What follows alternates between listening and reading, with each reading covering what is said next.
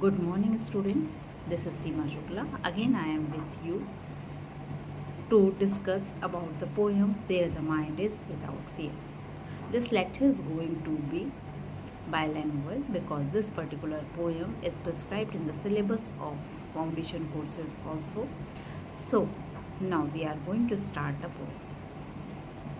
In the very beginning of the poem, the poet says, Where the mind is without fear and the head is held high. इस कविता की प्रथम पंक्ति में ही रविन्द्रनाथ टैगोर ईश्वर से प्रार्थना कर रहे हैं कि हे ईश्वर, मेरे राष्ट्र को मुक्त करिए, जागृत कीजिए। कहाँ पर? जहाँ पर क्या हो, मस्तिष्क मुक्त हो। चूँकि आप जैसा जानते हैं, रविन्द्रनाथ टैगोर उस समय अवधि को बिलोंग करते हैं जिस समय हमारा राष्ट्र गुलाम था। तो गुलाम राष्ट्र में मस्तिष्क तो मुक्त नहीं हो सकता। तो यहाँ पर रविन्द्रनाथ टैगोर मोटिवेशनल स्पीकर के रूप में बात कर रहे हैं और ईश्वर से प्रार्थना कर रहे हैं कि इस राष्ट्र को एक ऐसा राष्ट्र बनाइए जहाँ पर मस्तिष्क मुक्त हो। सेकंड लाइन का हाफ पार्ट कह रहा है the head is held high, मस्तिष्क ऊंचा उठा हुआ। जैसा कि आप सभी को विदित है, यदि आप गुलाम हैं तो आप कभी भी मस्तिष्क ऊपर उठाकर बात नहीं कर सकते, हमेशा आपकी नज़रें नीचे होती हैं। तो इस तरह से रविन्द्रनाथ टैगोर प्रथम पंक्ति में अपनी आशा, अपनी इच्छा, अपनी दूरदर्शिता का परिचय दे रहे हैं। एक यूनिवर्सल थॉट को लेकर आए हैं और वो कह रहे हैं कि हर राष्ट्र ऐसा होना चाहिए जहाँ पर मस्तिष्क मुक्त हो और व्यक्ति अपने सिर को ऊंचा उठाकर जी सके। नेक्स्ट लाइन कह रही है वेयर नॉलेज इज़ फ्री, एक ऐसा राष्ट्र जहाँ पर नॉलेज मीन्स ज्ञान, नॉलेज मीन्स अज्ञानता से दूरी। तो क्या कह रहे हैं रविन्द्रनाथ टैगोर, जहाँ पर ज्ञान भी फ्री हो। अब बच्चों एक बात समझने की है, the word free has two kinds of meaning. Free शब्द की दो व्याख्याएं हैं, फ्री यानी मुक्त भी होता है और फ्री यानी मुफ्त भी होता है।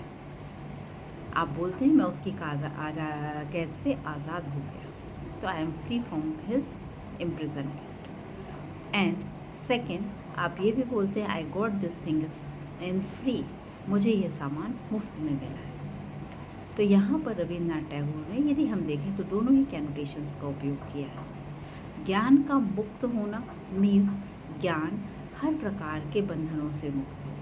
ज्ञान प्राप्ति के लिए ना तो जातिगत भेद विभेद हो, ना तो अर्थ का कोई भेद विभेद हो और हर व्यक्ति मुक्त ज्ञान प्राप्त कर सके। ज्ञान का मुफ्त होने का मतलब भी ये है कि हर व्यक्ति जिसके पास आर्थिक स्थितियाँ हों या ना हों, वो व्यक्ति आराम से ज्ञान प्राप्त कर सके। तो नॉलेज को कभी बंधन में ना रखा जाए, नॉलेज हमें फ्री मिले, इस तरह की परिकल्पना रविन्द्रनाथ टैगोर ने आज़ादी से पूर्व ही कर ली थी और उन्होंने अपनी पोएम में ये बात स्पष्टता लिखी है, वेयर नॉलेज इज़ फ्री। हे ईश्वर, हमें एक ऐसा राष्ट्र दीजिए जहाँ पर मस्तिष्क मुक्त हो, जहाँ पर मनुष्य अपने सर को उठाकर जी सके, जहाँ पर ज्ञान की धाराएं मुक्त और मुफ्त मिल रही हैं।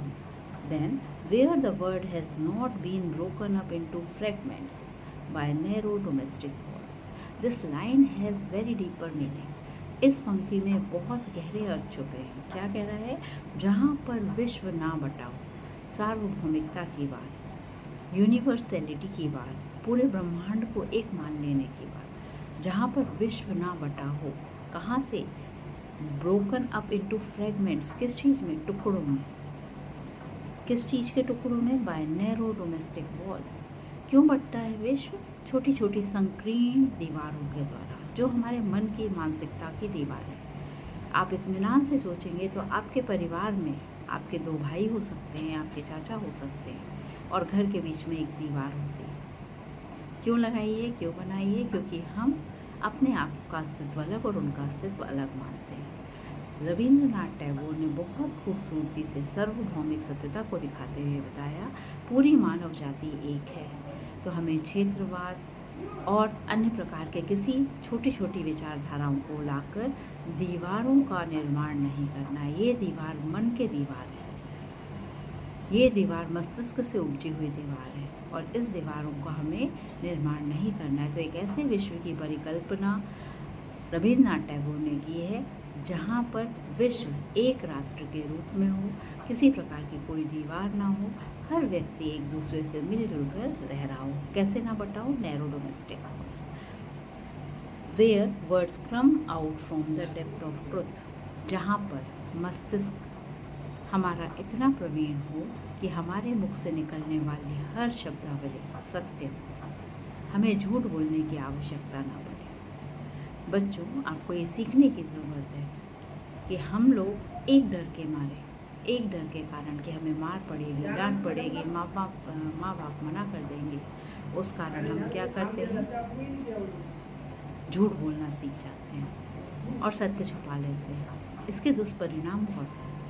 इसलिए रविन्द्रनाथ टैगोर ने उस अवस्था में परिकल्पना की थी कि एक ऐसा राष्ट्र चाहिए जहाँ पर सिर्फ और सिर्फ मुख से सत्य ही निकले, where tireless striving stretches its arms towards perfection, tireless, जिसमें थक भी जाओ तो आराम करने की इच्छा ना हो, जब तक कार्य पूर्ण ना हो व्यक्ति कार्य करता चला जाए।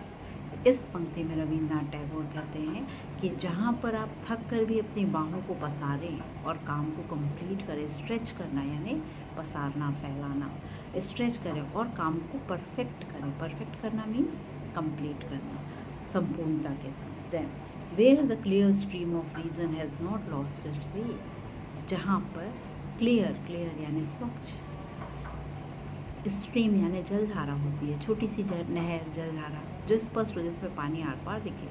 तो यहाँ पर रीजन्स की जलधारा कह रहा है। रीजन्स यानी कारण। आप कभी भी कोई कारण अपने माता पिता से, कहीं पर भी, किसी से भी बताएं तो बहुत स्पष्ट होना चाहिए, ट्रांसपेरेंट होना चाहिए। और वो कब होगा, जब आप सत्य बोलेंगे। जब आप झूठ बोलेंगे तब ये चीज़ नहीं हो पाएगी। तो क्या चाह रहे हैं, where the clear stream of reasons has not lost its way, आपके स्वच्छ स्पष्ट बोलने वाले विचारों की जो धारा है वो कभी अपने रास्ते को खोएगा। आप हमेशा स्पष्टवादी रहें, हमेशा सत्यवादिता का साथ दें।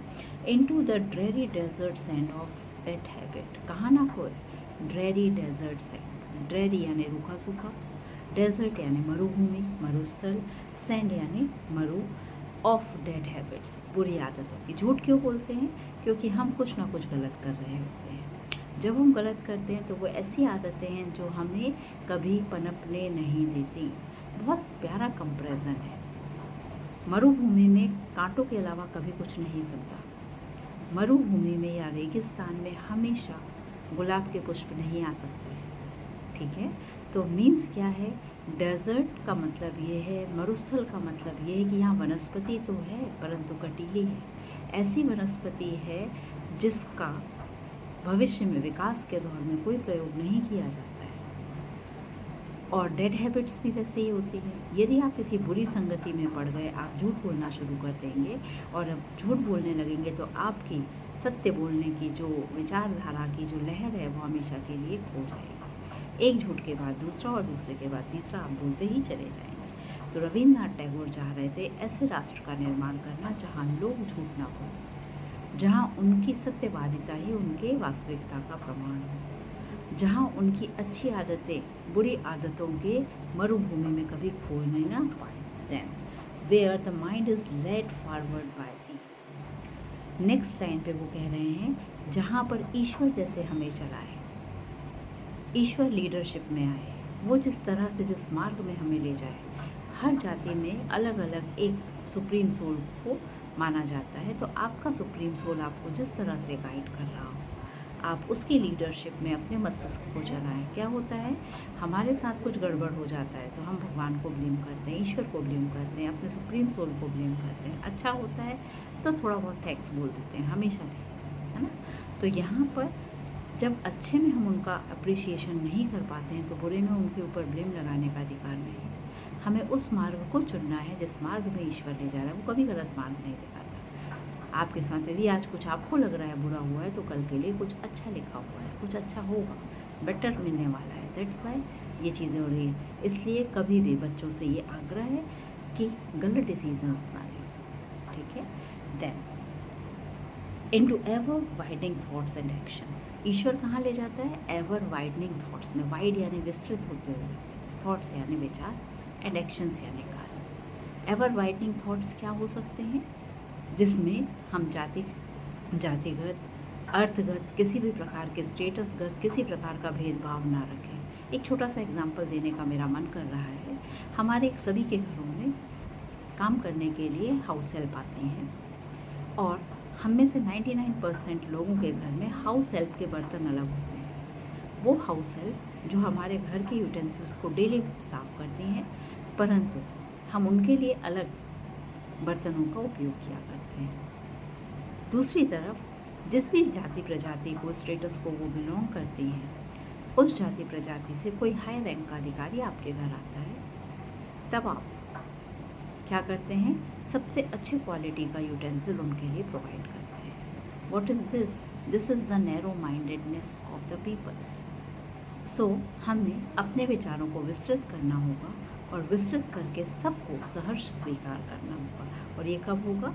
जब ईश्वर की प्रेरणा से हम प्रेरित होंगे, हर मनुष्य को एक मानेंगे। तो रविन्द्रनाथ टैगोर ये चाहते थे कि ना केवल विचार ही विस्तृत हो, परंतु हमारा कार्य भी विस्तृत हो। बहुत सारे कपड़ों को इकट्ठा करके घड़ी में, घर की अलमारी में संजो लिया है। पहनते कितने हैं? मात्र एक जोड़ी, एक दिन में। कुछ लोग बिना वस्त्र के हैं, बिकॉज उनकी स्थितियाँ नहीं है कि वो खरीद सकते हैं। क्यों आपने इतना स्टोर किया है? आपका थॉट प्रोसेस यदि वाइड होगा तो वही कपड़े आप किसी को प्रोवाइड कर देंगे, क्योंकि वो भी ईश्वर के बनाए हुए रूप है। मैं मनुष्य अकेले की बात नहीं कर रही, ठंड में पशु पक्षियों को भी आश्रय की आवश्यकता होती है। हमने उनके घर छीन लिए, तो हम उन्हें भी आश्रय प्रदान कर सकते हैं। इस रूप में अपने विचारों को विस्तृत कर सकते हैं। That into that heaven of freedom, इस तरह के स्वतंत्रता के स्वर्ग में, जहाँ मस्तिष्क मुक्त हो, ज्ञान मुफ्त हो, जातिगत भेदभाव ना हो, क्षेत्रगत विधिवारे ना हो, संकीर्ण मानसिकताएं ना हो, इस तरह का विश्व हो। तो इस तरह के स्वतंत्र विश्व में my father let my country away, here he addressed and requested the father to the God। ईश्वर को वो कह रहे हैं कि ऐसे इस जगह पर मेरे पिता मेरे इस कंट्री को जागृत कीजिए। ये अभी सुसुप्त अवस्था में है, गुलाम है, इसे मुक्त कीजिए। आई होप आप लोग ये पोइट्री बहुत अच्छे से समझ पाए होंगे। आपको जो भी ना समझ में आया हो, डिस्कशन पॉइंट पे जाइए, वहाँ पर मैं इसे समझाऊंगी। रविन्द्रनाथ टैगोर के बारे में डिटेल वीडियो मैंने आपको भेजा हुआ है, आप यूट्यूब में पढ़ सकते हैं और अपनी हर समस्या के लिए जुड़ सकते हैं। आप लेक्चर्स को और ज़्यादा जानने के लिए सब्सक्राइब भी करते जाइए यूट्यूब चैनल को, और साथ ही साथ आप इसकी बेल आइकन भी दबा दीजिए, ताकि जब भी कोई नया लेक्चर अपलोड हो आपको आसानी से मिल जाए। सभी बच्चों के भविष्य के लिए बहुत बहुत शुभकामनाएं। धन्यवाद।